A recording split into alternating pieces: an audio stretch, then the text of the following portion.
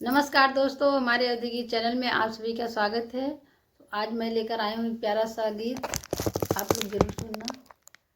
तो कैसा हमारा गीत लगेगा आप लोग जरूर बताना। और दोस्तों, ये प्यारा सा देवी माँ का गीत है। तो शीतला मैया हमारे जो नींबी का पेड़ है उसी के छाँव में बैठती हैं और वहीं का पूजा लोग करते हैं। तो एक प्यारा सा देवी गीत है माता रानी का, आप लोग जरूर सुनना। निबिया का पेड़ बड़ा भारी, जहाँ बैठी मैया हमारी।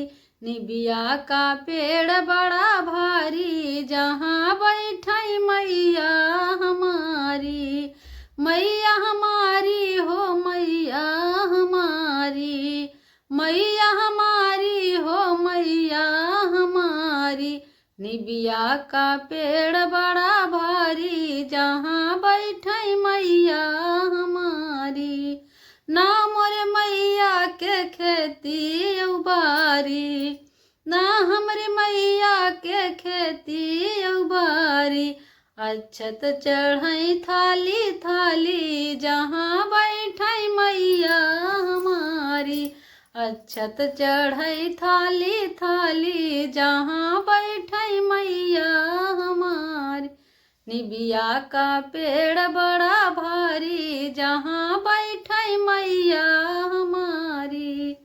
ना हमरे मैया के महला दुई महला, ना मोरी मैया के महला दुई महला। छन में भवन बनी जाला, जहाँ बैठी मैया हमारी। छन में भवन बनी जाला, जहाँ बैठी मैया हमारी। निबिया का पेड़ बड़ा भारी, जहाँ बैठी मैया हमारी।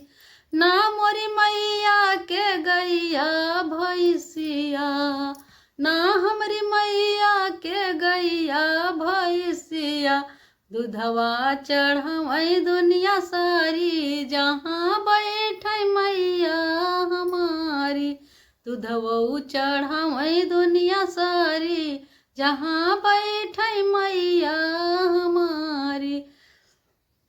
निबिया का पेड़ बड़ा भारी, जहाँ बैठी मैया हमारी।